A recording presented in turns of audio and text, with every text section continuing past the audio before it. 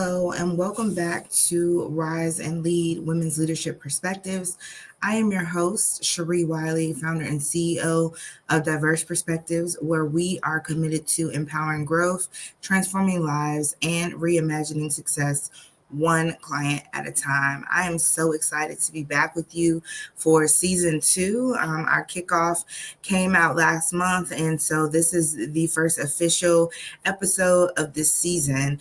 And this episode is dedicated to leading with love. So we have, last season we talked a little bit about having compassion, but this topic is really, really important to me because I don't really think that people understand what that means when they say that. I've been in a lot of different organizations where people have said that they lead with love, but their actions show something different. And leading with love is not just about lip service. Leading with love is about action. We have to understand that love in general is a verb.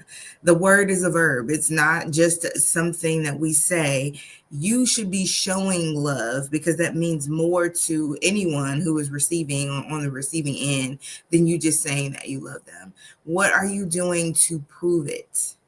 And again, anyone who's been with me since the very beginning knows that I proudly declare that I'm a Christian leader.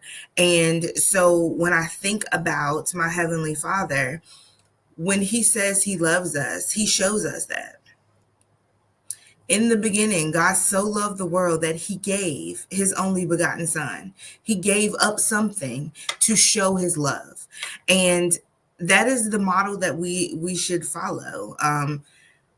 There's so many different examples of how love is action, that's something that we do. And again, going back to the Word of God, throughout the Word, when people said that they loved someone, God gave His Son died on the cross for us, right? Like these are sacrifices.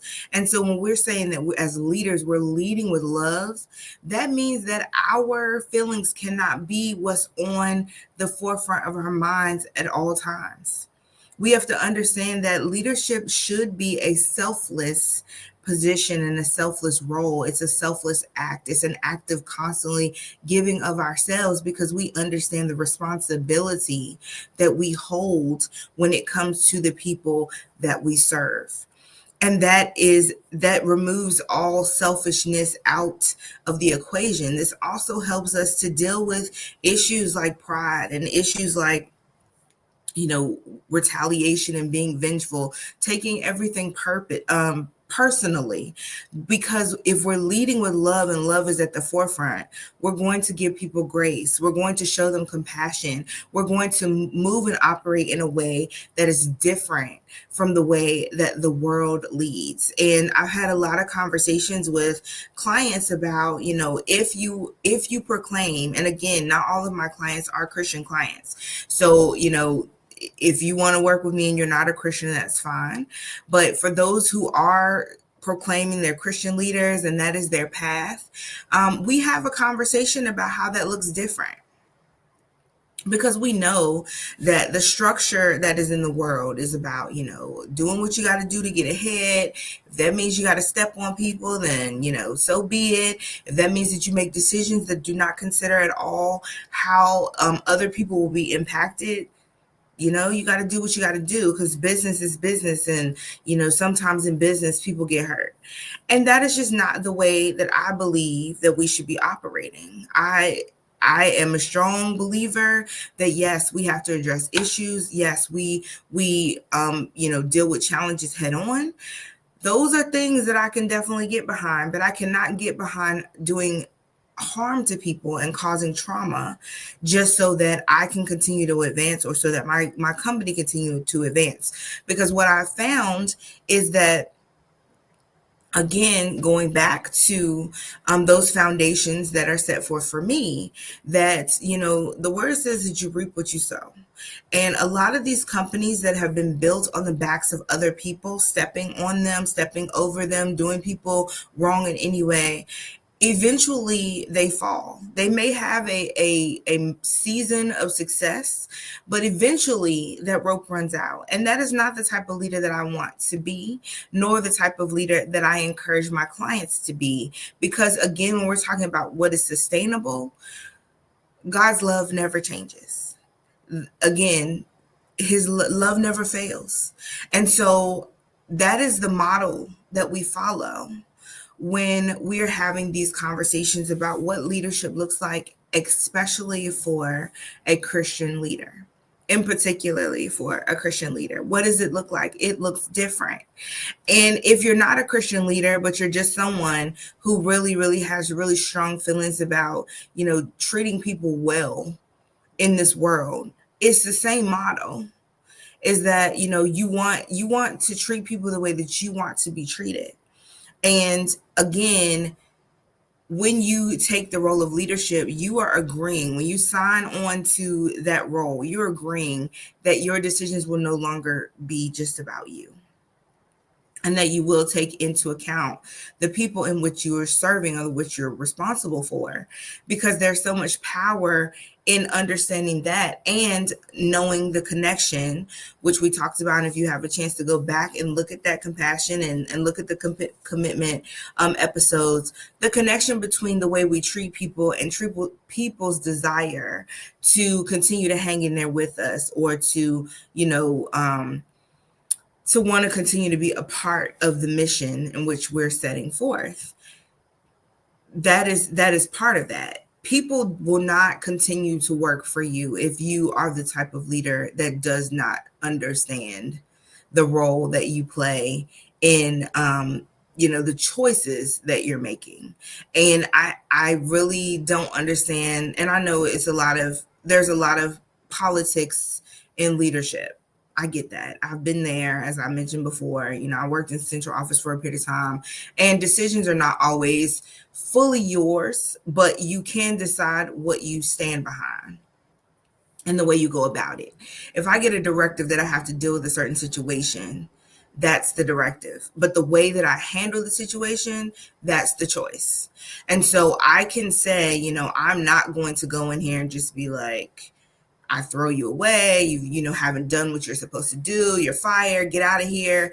I can make a choice about the way that I approach the situation. Now, it may be a situation where the directive is you have to let such and such go. If it's not my company, I have to let such and such go. But the way that I handle the way that I let such and such go is what matters. The way that I speak to them, the way that I, show them compassion in that moment. Yes, as a leader, you are not making promises that you cannot keep. You are not saying anything against the company. You are making sure that you are towing the line in that way. But you can approach them with love. You can approach them with compassion. You can try to give them some understanding as to why the decision is happening the way that it is. You make those choices. And when I'm working with clients who are dealing with, and a lot of what people don't understand when it comes to this thin line between coaching and consulting, and I do both in the role that as the leader of my company. It is really interesting, the moments when you have to do those switches, because a lot of times their clients have an idea of what it is that they want to discuss with you when they come into a session. Most do. They know there's something on their hearts and on their minds, and my job is to a lot of times just be that thought partner and help them process it. It seems simple, but it's really not, because when you're in a space where you don't necessarily have the supports that you would like to have, or the supports that are necessary, having that person that you can come to and say, hey, I'm dealing with this. I'm really trying to understand what's going on. I really don't want to show up in this way. Can we talk through this? Can you give me, whether they're asking specifically for advice, or they're just like, I need an opportunity to process and kind of, we've worked together to come to a solution. And that's really what the difference is. A consultant is going to be someone who advises you on what to do. So they're consulting you on how to make that move. A coach is going to give you the tools necessary to start to really build that confidence to deal with those situations even when they're not around. So on your own, that you would start to gain these skills and the thought process that will help you to move in a certain direction. And again, under the umbrella of diverse perspectives, I do both things. So you are getting both at any point in time, because a lot of times those hats kind of overlap. And, those are the type of conversations that happen on a regular basis. And that is, again, I talk about those supports that you need, but whatever it takes for you to get to a place where you are really, really clear on the fact that leading with love is the primary difference between leaders who people want to follow and leaders who people are forced to follow. And when people are forced to follow you, when they don't believe in you as a person, when, in some cases, some leaders have made it where people literally have a hatred for them, you're getting a different level of productivity out of those situations.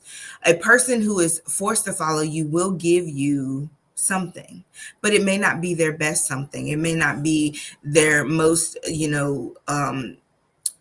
the most innovative ideas. It may not be that there may be no excitement. They're just there.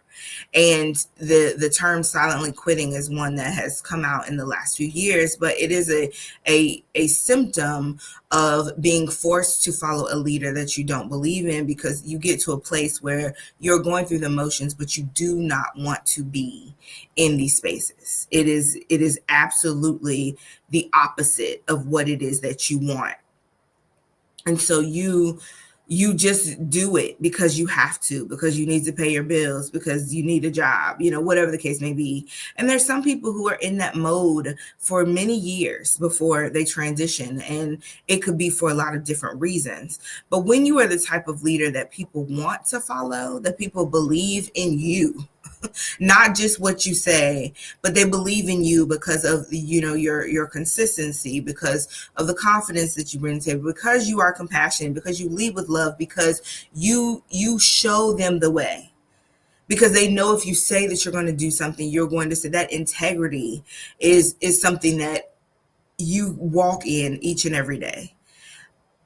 That shifts the way that a person operates. That is the person who doesn't want to drop the ball, because they understand, they believe in the mission, and they believe what we're doing, and they're going to give their very best each and every day, because they want to follow you, because you've shown them something different. And that level of loyalty is what helps people stay with the company for years and do their very best for years, and not, just leave. And we know we're in a space and in a time in our lives, in society, in existence, where people don't just hang in there just because. There was an entire generation of people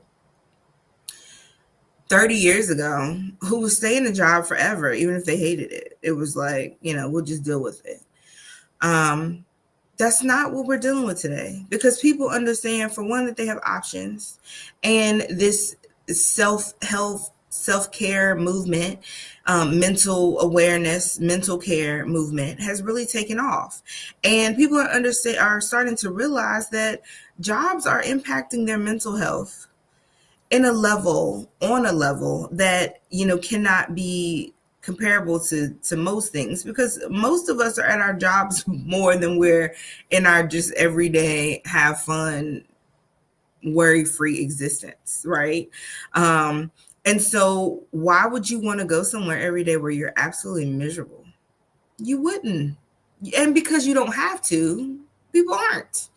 So what is causing people to say, I want to continue to work here? And it is always, most of the time, with this generation that is coming up behind some of the older generations. It is about the culture. They want to work somewhere where there is a positive culture, and the leaders, are aware of the needs of the people in which they serve, and that they're taking out the time to attend to those needs. And it is a very interesting balance, because, as leaders, we understand what our responsibilities are. And a lot of times our focus is on those responsibilities, but we have to understand that without our our employees, without our clients, without, our customers, our business cannot exist. So if we do not have time to tend to the human capital that is a part of us, then we're setting ourselves up for failure, for sure, because our human capital is more important than our bottom line. And it has been shown, studies have shown, there's all kinds of statistics out there that show that companies that invest in their people and invest in, their customers actually see more productivity across the board. They see higher sales. They see, more benefits to them taking out the time to be mindful that the people that they serve and the people that work for them are people, and that they need things, and that if they want to continue to succeed, they're going to take out the time to consider what those needs are and try to fill them. And so that is a really, really huge responsibility, but it's also too important not to put at the forefront. But again, this is about leading with love. When I love someone, I am considerate of their feelings.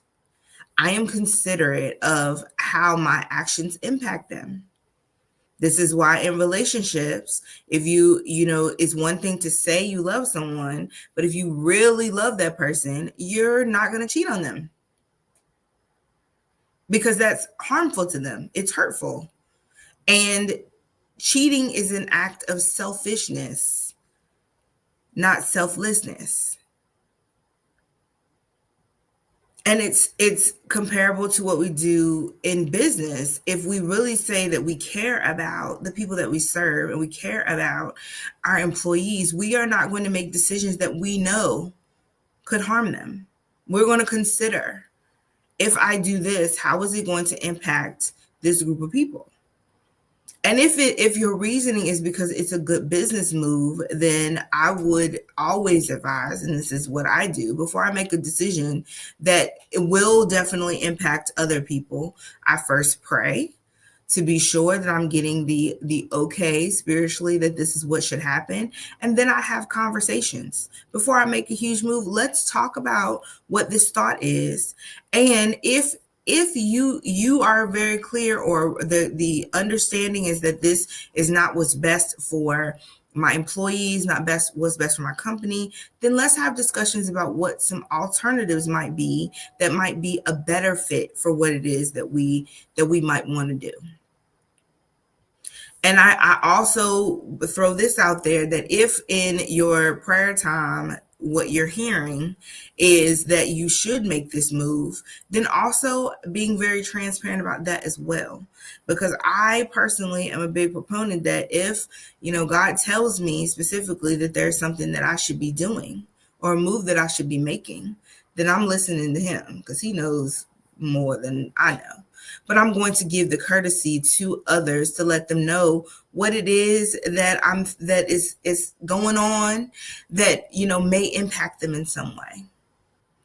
And so that's what love is about. It's about, I'm not going to just make selfish decisions without ever considering how it impacts the other person. And we often talk about this, about making a decision, a conscious decision about what type of leader you want to be.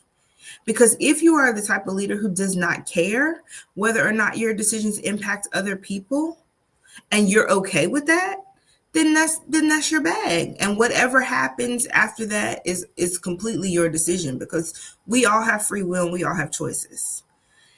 If you're the type of leader who has observed other people do that, whether it's being done to you or it's being done to people that you are watching these things happen, that you've heard background conversations and the motivations behind some of these things. If you've watched leaders say one thing out of their mouths and then do something else, then you also have a choice to decide, is that the type of person that I want to be? I know for me, No. And I watched all of those things over the years happen in many different spaces. And it bothered me so because I don't ever want to be the type of person that's talking out of two sides of my neck. Now, there may be situations when I can't do a thing. I might have, had every intention of doing it, but communicating that is important. Such and such, I had every intention. I had tried my best. Then this thing happened. I'm not making excuses. I just want you to understand what the situation is.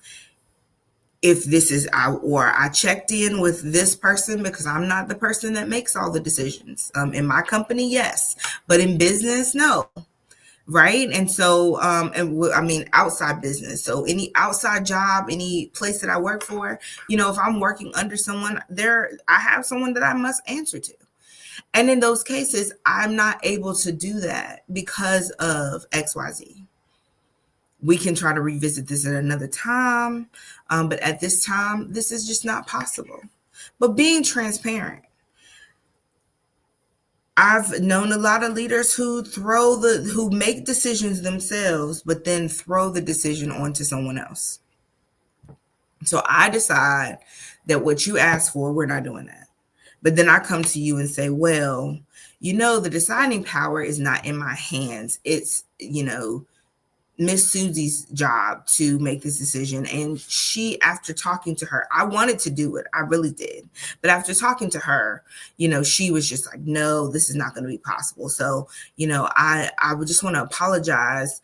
I wish Miss Susie had made a different decision, but this is where we are.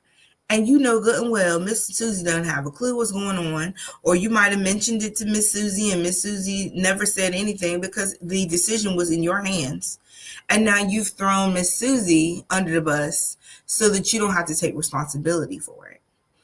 And there's definitely a title for those type of actions, but we're just going to leave it that is not you leading with love. Because you are not taking into account Miss Susie, who you're throwing under the bus, or the fact that you have now broken trust with this person. Because if they ever find out, if they ever go, they could be bold enough to go to Miss Susie and say, hey, Miss Susie, I just want to understand this decision. And then Miss Susie's like, I didn't make that decision. Miss Wiley made that decision. But Miss Wiley told me that you made the decision. I didn't make that decision. And now it's a totally different thing. This person no longer trusts you. And you're not the type of leader that they want to follow because they can't trust you. We have to be very, very mindful when we say we are leading with love. What does love look like? That is the first question. Not to take on these titles just because it sounds catchy or it's trendy at the time. I've heard so many people say that they believe in leading with love, and love is nowhere in any of their decisions or their actions. The things that come out of their mouths and the things that they say, the commitments that they say that they have that are not true. And if you think that people are not around you paying attention to what you're saying versus what you're doing, that is absolutely unbelievable. Because why would that? Unless someone is blind, if they are in personal proximity to you and they see that you are the type of person who does the opposite of what you say, whose actions are so far from what is coming out of your mouth, why do you think that they don't find fault with that? I don't. And I do think that some people, because some people don't say anything. And I've again been in a position where, because it was a leader and I was subordinate to them, I just observed. I did not speak up. I didn't say, hey, like, have you ever considered this? Now I'm in a position where that is exactly what I'm able to do in multiple different spaces. Are you considering the way that people are processing the fact that what comes out of your mouth and what you do is two different things? that you have a habit of telling people what they want to hear in order to avoid confrontation, but then you go and do something else. That when you're talking to one person, it's this way, but when you're talking to someone else, it's totally different. And I get to observe both interactions. So I'm like, yeah, this doesn't make sense to me. And that you don't apologize for these things, even when you get caught in the midst of, because we know that when you lie to people, you have to tell more lies to cover up the first lie. When you tell people, something, you got to keep on. And again, there's a difference between lying and, you forget about something, or something just can't be done, something takes longer than expected. But I mean, just like bold-faced, I'm telling you one thing, then I get with the next person, I'm telling them something different.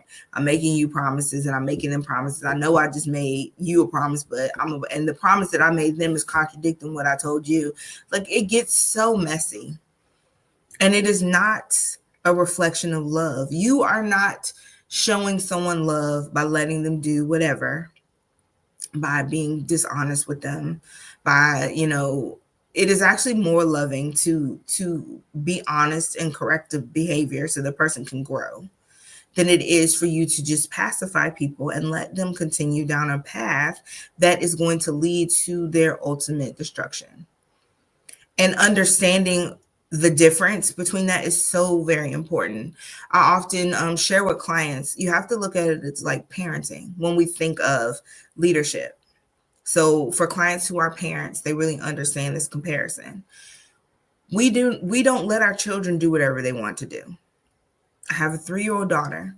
There are things that she wants to do because she's seen it somewhere, or she just gets a bright idea in her head, whether it's, climb up the side of her chair where she eats, or, want to climb off the back of the couch, or whatever the case may be. I love her to pieces. She's adorable.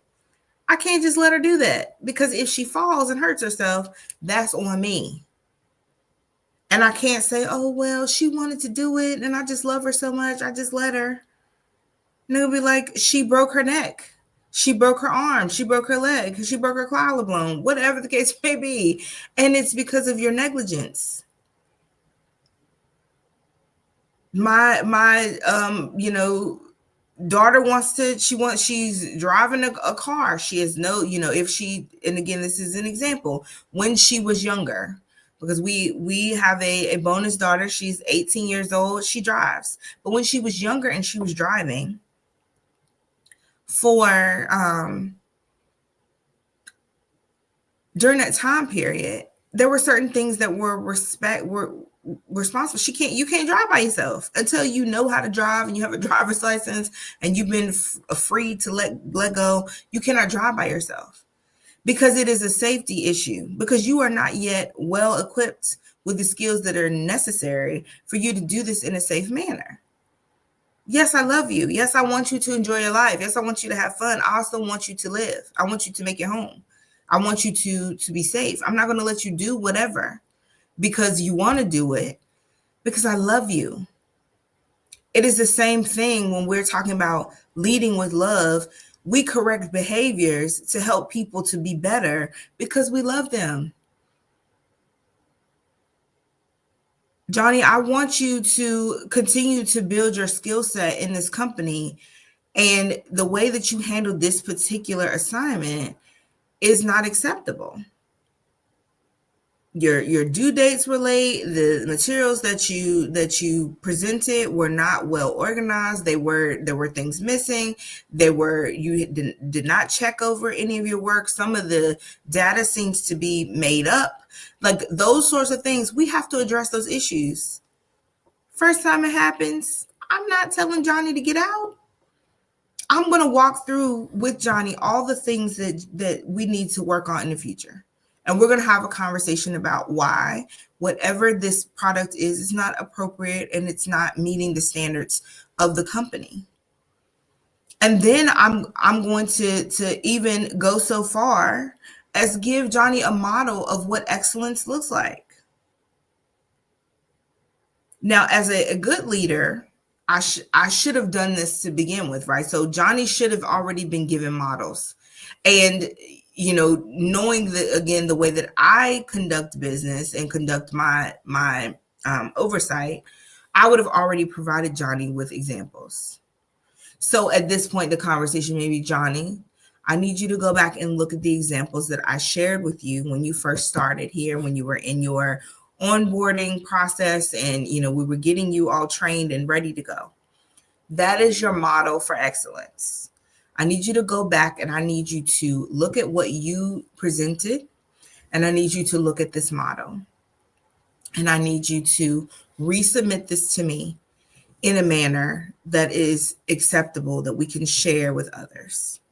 At this time, we're going to postpone sharing this information until you can come back and provide what is needed in the appropriate format. I appreciate that you're here. I want you to continue to grow and to develop.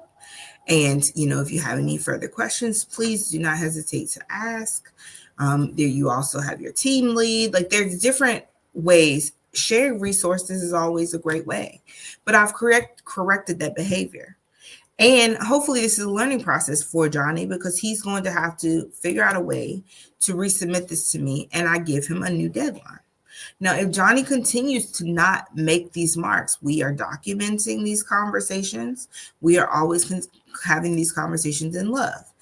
If there eventually comes a time where it's just very clear that Johnny has no intentions of improving, then our conversation, even if it is to tell Johnny that we're going to have to part ways, is also done in a way that is respectful, in a way that is kind and considerate, in a way that tries to get to the root.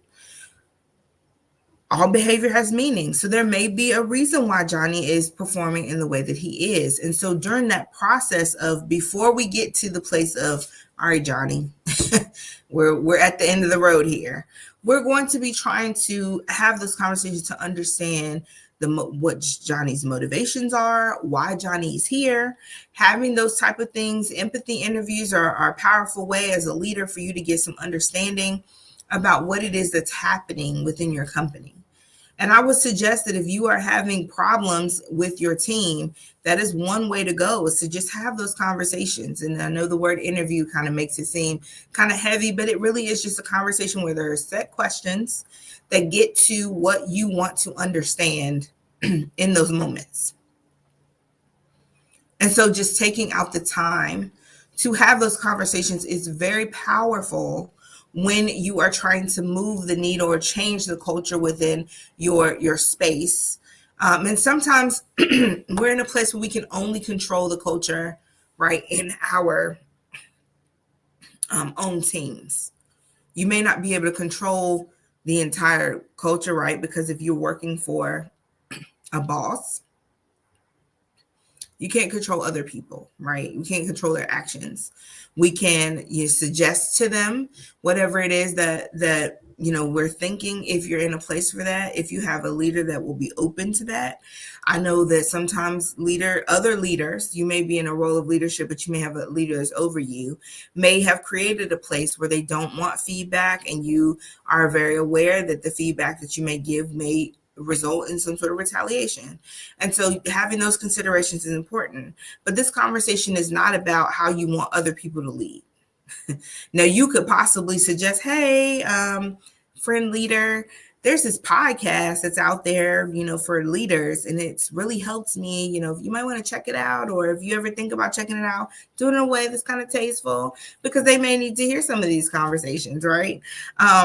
But you can only be responsible for working on yourself. And obviously the fact that you're here, that you're taking out the time to listen and to get some information and insight, shows that you care enough about improving your practice, improving the way that you lead, improving the way that you show up each and every day, that you would take out the time to sit and listen to these conversations, to glean some information, even to go so far as possibly going onto my website and trying to deepen that connection and that understanding, and wanting to have some one-on-one time with me. All of those things are ways that you are investing in yourself and in your development.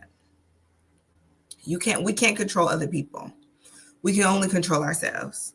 So if you are responsible for your team, you can create your own team culture. And sometimes when people see the success that we have in certain areas, they will say, I want whatever you're doing, I want to do that. And that's where you can kind of hook people in and say, hey, so yeah, so I, consider myself to be a servant leader. And this year we'll spend some more time talking about the different leadership styles, because I know that that is something that people don't always really understand. But having that understanding about about what type of leadership style you want to model each and every day is really important when we're talking about that whole process of like focusing and what are you committed to and how you want to show up. And so we will talk more about that this season.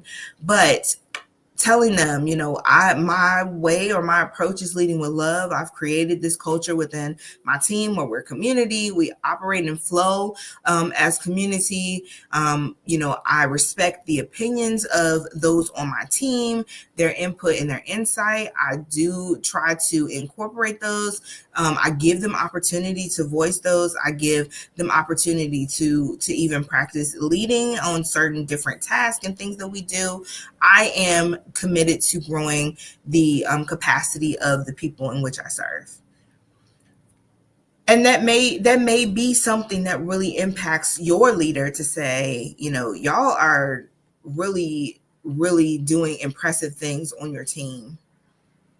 And I can admit that there may be something I can learn from you. There may be something some things that I need to work on to make things better.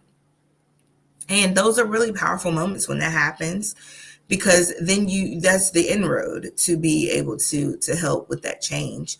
It could be other leaders around you. If it's not your top leader, it could be other leaders that are over different teams that are like, hey, what are you doing? I need some of that. And really helping to understand the power that comes with that. When we talk about, if you are the top leader, investing in your team leads, especially getting some training and PD around leadership specifically, because there are lots of statistics out there that show there are a lot of leaders who stepped into leadership roles because they were good at something. I'm really good at this, but they didn't really have the tools to lead. And so they're trying to figure it out on their own because they've only ever really had to be responsible for themselves, or maybe even a really small team, like 3 or 4 people. And now they're in a position where they're over a team of 15 to 20 people. And how do I support them in this capacity? That they've been elevated to, maybe they're in they went from being over 15 to 20 people, and now they're in a position where they're over 150 people, or 100 and 90 people, or however many. Those are things you have to have the tools and the strategies necessary to be able to be successful in those places. And if you're a small business owner and you're just starting out, understanding that having a strong foundation in leadership, in organizational leadership, and having the tools that it takes to be able to be successful in that area is necessary for successful business. Because one thing that happens oftentimes, and I know when I first started my business, it was in the same place. I was only seeing my little small bubble of like, oh, this excitement of starting business. But as it moves out and it grows and develops, you realize like there are things that I needed to have in place at the very beginning that I didn't. Just simple structure. What do I see my organizational structure being once I start hiring people? What are positions that I think that are vital to the growth and development of my particular business in this company? Do I have a business model? Do I have a business plan? Do I have a growth model? Do I have, a financial, budget concept that I've worked out in these spaces? Do I have a plan for how I will deal with my clients, or as I continue to get more? Do I have a plan for how I will deal with my employees as I continue to bring on people? What about a handbook? What are things that I find to be very important that I will need to be able to share these things with employees as I begin to hire them? Because the time to think about those conversations is not once you've hired the people. The time to think about those conversations before you hire them. So when you hire them, you have something to give them. What kind of trainings do I think that they need or that are necessary for them to be successful in this role? How am I going to prepare them to do what I've been doing on my own?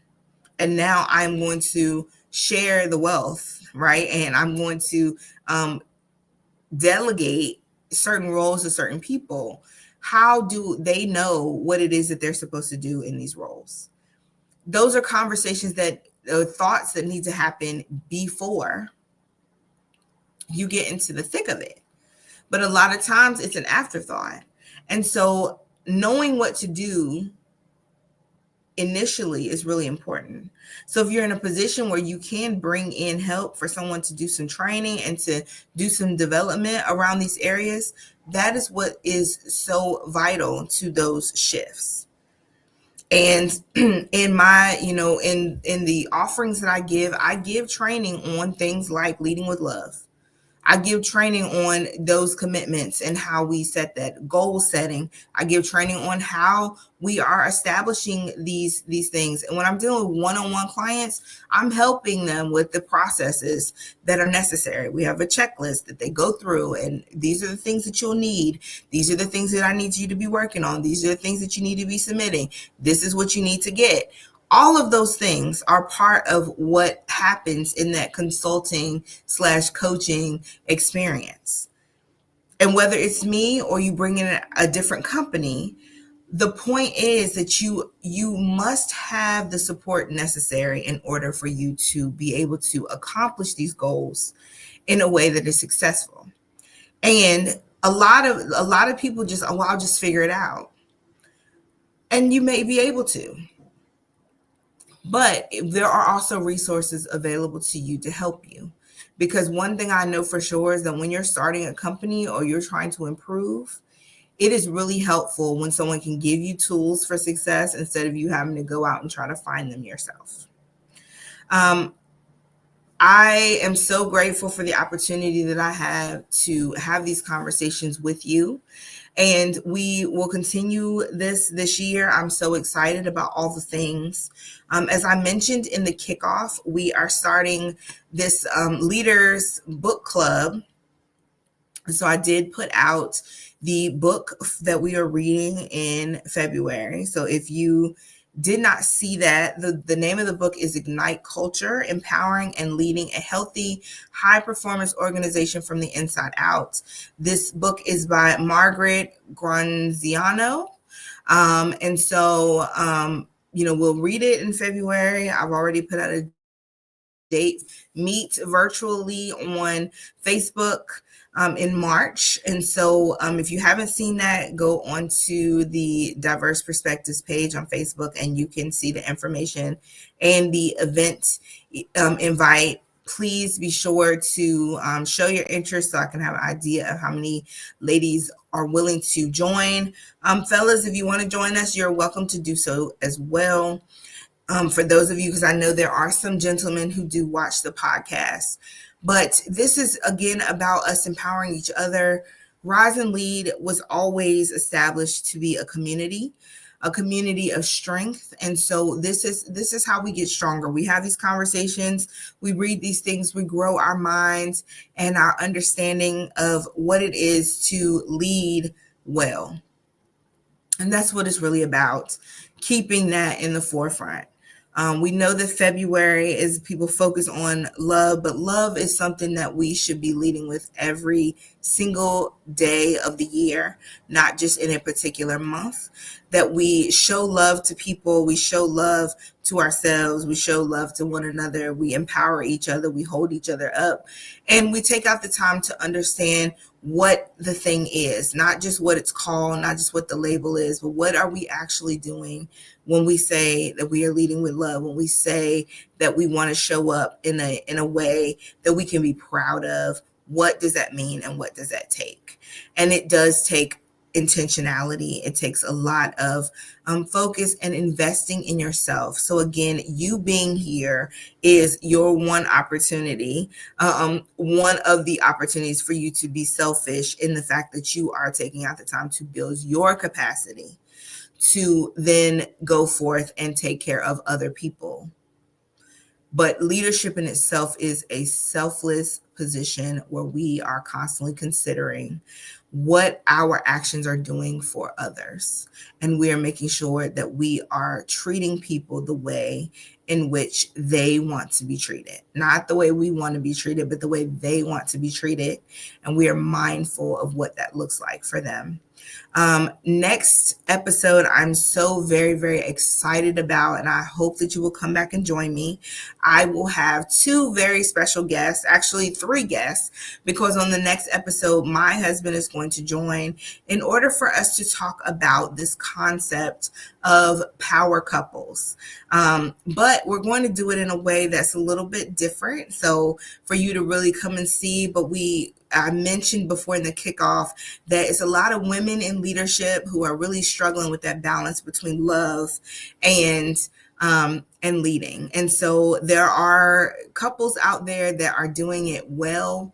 They are flourishing. They are able to lead and, be what they've been called to be, but in a way that is not competitive, in a way that is not, self-serving, in a way that still honors and values the relationship that they're in, the marriage that they have, but they support each other and they lift each other up, and they bring so many different things to the table because the understanding of what marriage in particular is that we were designed to complement each other. And when we learn what that looks like and how to flow in that, the power that comes from that, and how successful our businesses and our projects can be when we understand that flow. And so that is exactly what next episode is going to be about that flow. So again, our special guest is a surprise. It will be revealed very, very soon when it's, closer to the time for the episode to come out. However, I hope that you will come back and join in, because the conversation is going to be so powerful. I am so excited that I was even able to get these two onto the show with us. And, great things are coming forth this year. And I really hope that you will continue to hang in there with me and be a part of it, because you don't want to miss this move. It's blowing my mind even as I am walking out the process. So as always, I thank you so, so much for joining me today. If you're interested in having a private session with me around leadership, please feel free to reach out. dpdei.com is on the bottom of the screen as well. Also catching this episode on YouTube and on Spotify once it is released on Thursday, which you're watching today, hopefully, so you're well aware. But there's so many different ways for you to engage. The website has gone through a few phases. We have a new logo. There are so many changes. Also, being sure to check out my the space that is in Painted Tree on Midlothian. There are a few things there around diverse perspectives, around Rise and Lead. There's more coming, so I will continue to announce those when those things come out. The book is still available on Amazon. You can also get it on my website, Missing Pieces. And so again, my first book of fiction.